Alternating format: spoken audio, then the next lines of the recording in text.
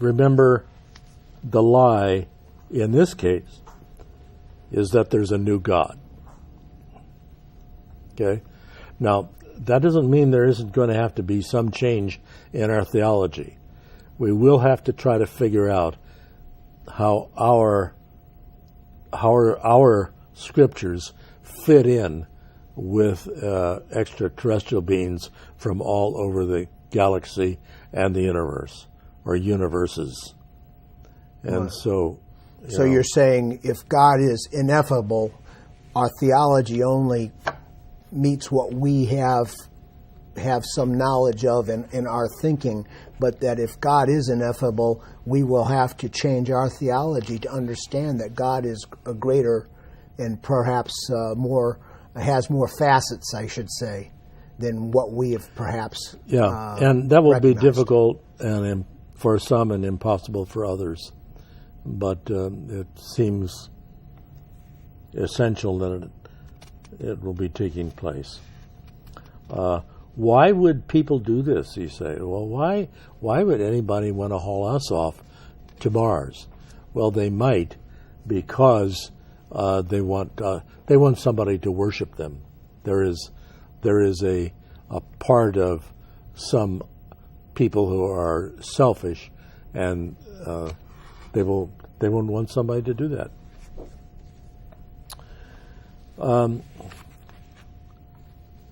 Let me see. There is. What's the solution? How do we avoid this?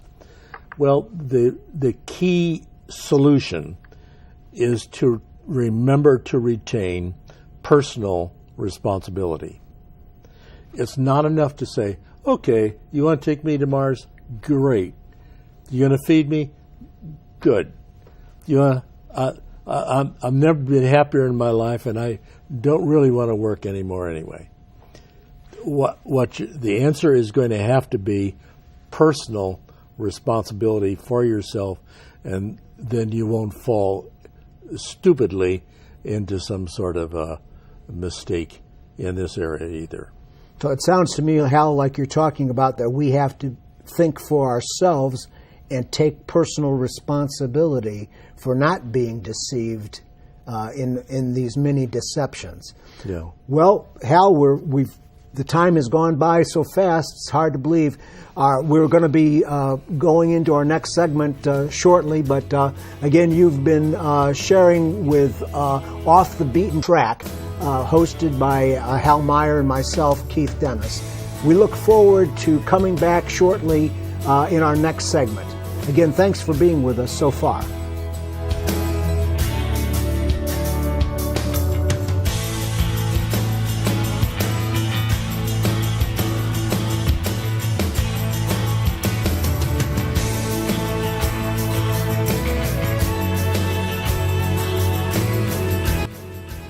We've been talking about a number of different issues, the deceptions of governments, of church authorities, in our last segment we even touched on extraterrestrials. So that's where we left off. So I'm going to let Hal get started with where we left off last. Hal. Okay, thanks, Keith. At least one of the most prominent and final deceptions, I think, is evil itself.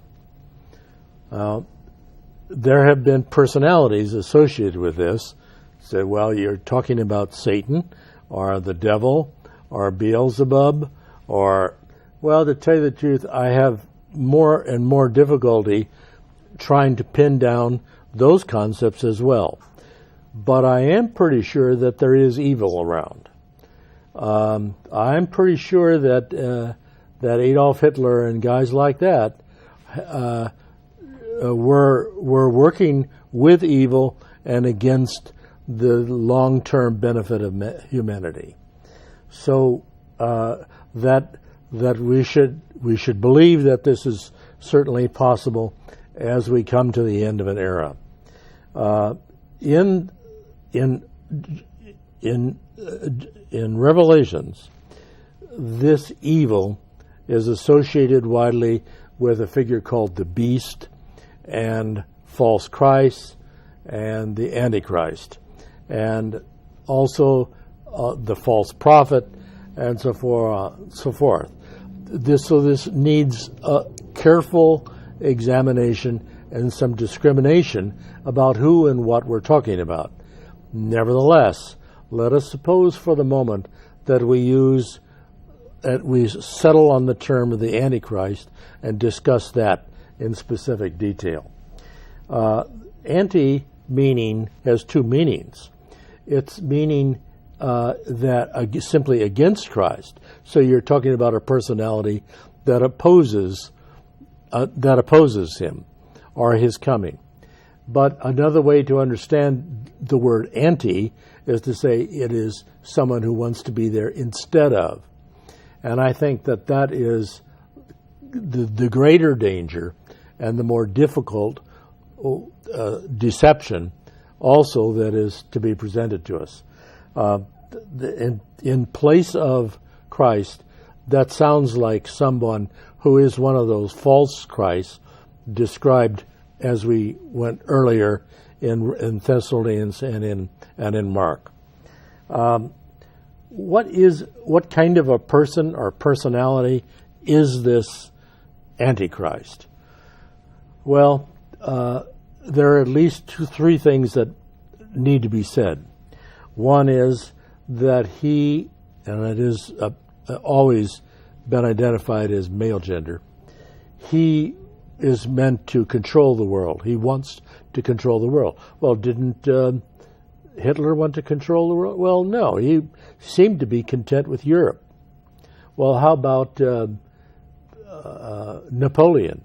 Well, no, actually, he might have been content with just a French empire. This guy is going to want to control the world and will aim at overrunning China and Russia and Europe and the United States if he can, and whatever is possible to take advantage of. So this is a worldwide, global conflict, and even though maybe we're not directly attacked, but we will not escape it. Okay. Well, who said he's going to be here in the first place? Maybe this will never happen. Well, to tell you the truth, this has been prophesied for quite a long time. The beast of Revelation has been in the book of Revelation for at least 2,000 years. And just because you and I might sit here wisely and try to think that is not going to occur doesn't mean anything. You have to believe that something like this eventually is coming our way. Second of all, what does the Antichrist want? Well, he's not coming to bring love and compassion. He's coming to bring the exact opposite. He's coming to bring pain and suffering. And we will have to fight like heck to try to turn that somehow into good. And maybe in so doing, maybe that's really what will ultimately be counted to our benefit and to our credit. So, Hal, you're thinking that there is a possibility that we can work together and overcome. Overcome, yes. Work together is, I don't think that's in the vocabulary of this personality. Finally, this person wants worship. Not just a little bit of worship. He wants worship instead of any other god you might want to worship. And he doesn't care about you. Okay? So you have to, if you put these things together, maybe you get some idea about the kind of trouble we're headed into. What are the deceptions? Well, one of the specific deceptions is going to be, I gotcha. There's no escape. You can't get away from me. See? And if you think you can get away, and now, because you can't get away from me, it behooves you to cooperate. That's a lie. You can get away from them. You might have to head for the hills, but that's one of the deceptions which we need to get away from. One of his deceptions will be that he'll arrive as being the good guy. Apparently, this is a personality so imbued with evil that he is able to understand how to use it to his best benefit. And one of his benefits will be to say, you see, I've solved your problem in the Middle East. I've solved your problem with famine. I've taken care of this difficulty you have with your global warming. I'm really, does that make me your friend? Well, your being his friend is going to last you probably the middle of next week. So this gets back to the wolf in sheep's clothing. Exactly. False flag events, events which you then give somebody credit for, only discover that it was being used against you and against the attitudes and the hopefulness of the human race. He'll say, see, the churches have misled you, because I think that he might yet uncover some ways in which we have been misled. He'll want to control guns, food, freedom. Oh yeah, there'll be a lot of law and order. There'll be so much law and order, all the jails will be filled, and some of them are going to be you and me. So there's an appeal to your selfishness. The appeal will, and it'll be to your mind. And the only way to avoid that is to make the appeal instead to your heart. The only way to get through this experience with the Antichrist is to rely on the love of your God and neighbor. This is the only thing that can happen. The only way to win the fight ultimately against evil. And it will not be hopeless. First there will be many, and then who will fight back? The earth itself, and can revolt. There are scenarios for World War III. There is a fighting, perhaps, that goes on, but in the end, we can yet get through it. All is not lost, and especially is it not lost if we love the Lord our God and our neighbors ourselves. In some conclusion, remember that against the number of the deceptions we talked about.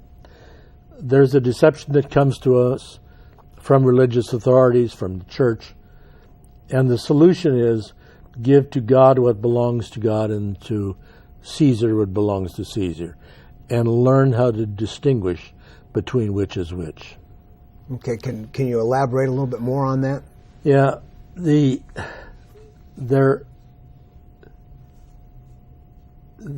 is always an effort to make sure that you're in line. We're going to have to do a little of out of the box thinking.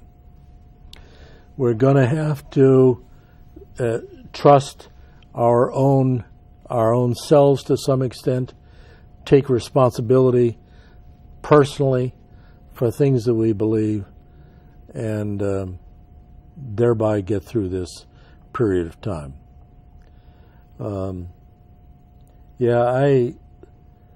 As I've gotten older, I've gotten more concerned that the religious authorities don't really have all of the answers either, but I know a lot of them would like to collaborate with me as an individual, like to talk with me And we as people will have to learn to talk to each other and to our parents and fathers and mothers and to our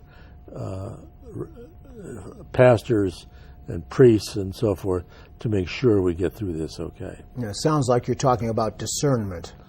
Again, yes. There is another, remember the other deception that comes to us is one that comes from the government. And here the answer and the solution is to be worried and concerned about the flow of information. When you find that you are not getting the answers you need, something needs to be changed.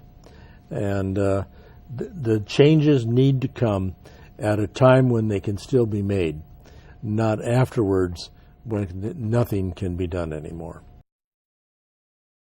Finally, there's deceptions coming to us, perhaps, I think, from outer space. I don't know when it's going to happen, but it seems to me just about around the corner.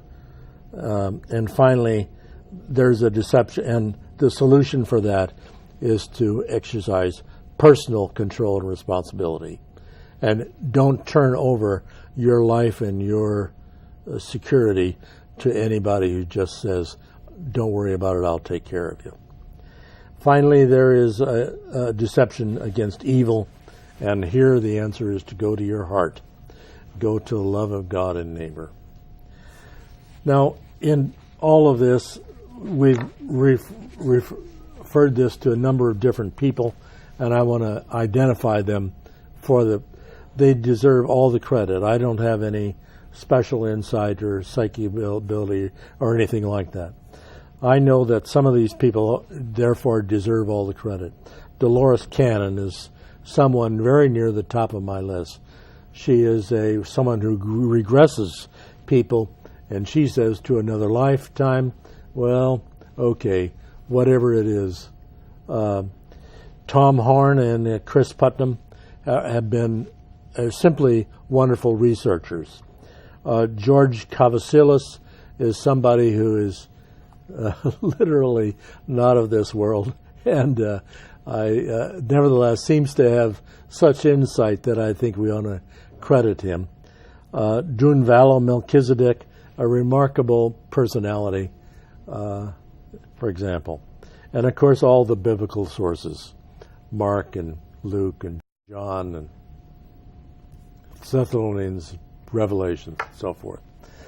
So thank you for your time and courtesy, and hope we can pick up on some of these issues next time.